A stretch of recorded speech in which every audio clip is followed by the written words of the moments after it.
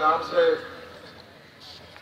جو نہایت رحمان و رحیم ہے، کروڑوں درود حضرت محمد صلی اللہ علیہ وآلہ وسلم کی ذات اقدس پر۔ معزز مہمانان گرامی، اساتذہ کرام، والدین اور معزز اسٹوڈنٹ حضرات، السلام علیکم۔ یہ بات کسی سے ڈھکی چھپی نہیں، بلا شبہ پورے ڈسٹرکٹ میں بلکہ پورے پنجاب میں جو لوگ تعلیم سے وابستہ ہیں وہ لوگ جانتے ہیں کہ بن باجوہ اسکول کی ہسٹری شروع سے ہی بہت بہتر رہی ہے۔ یہاں پہ ایسے ایسے معلم اور پرنسپل حضرات ہمارے لیے قابل عزت احترام رہے ہیں، جنہوں نے اپنی محنت سے اس سکول کا نہیں بلکہ پورے علاقے کا نقشہ بدل دیا۔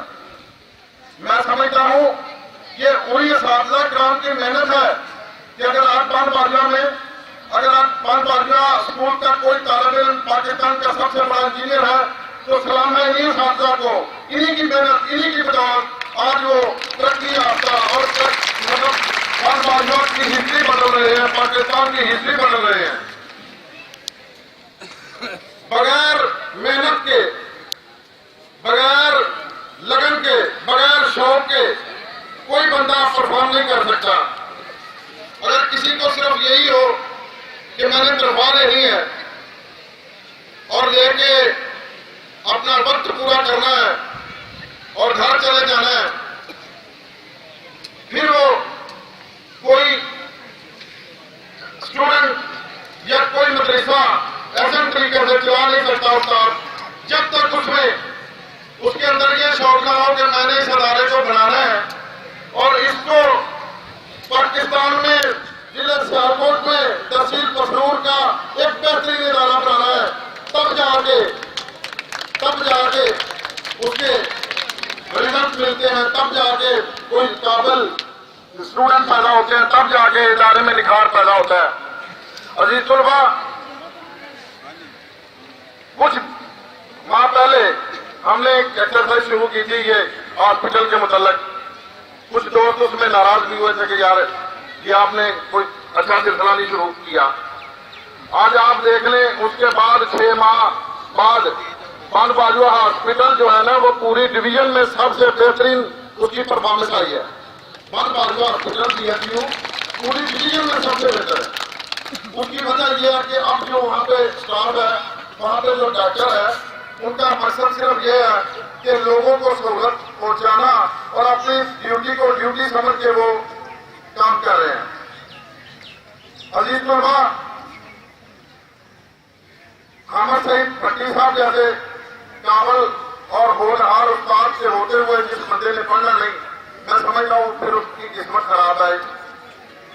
ایسے استاد، ان سے 1000 کوئی بندہ اختلاف کرے، یہ کوئی بندہ اختلاف نہیں کر سکتا کہ یہ محنتی استاد نہیں ہے یا پڑھاتے اچھا نہیں ہے، بلکہ میں سمجھ رہا ہوں ڈسٹرکٹ سیالکوٹ میں سب سے بہترین استاد ہیں، سب سے بہترین پڑھاتے ہیں۔ میں آنے والے معزز مہمانوں سے گزارش کرتا ہوں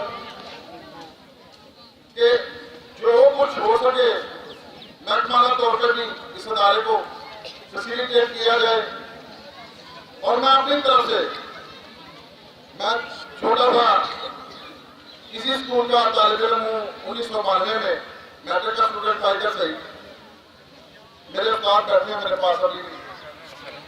میری گزارش یہ ہے، جو بھی ڈیوٹی، بلکہ میں سمجھتا ہوں جتنے بھی بچے ہیں جو آپ افورڈ نہیں کر سکتے یونیفارم، شوز، اس کی مکمل مجھے لسٹ دی جائے۔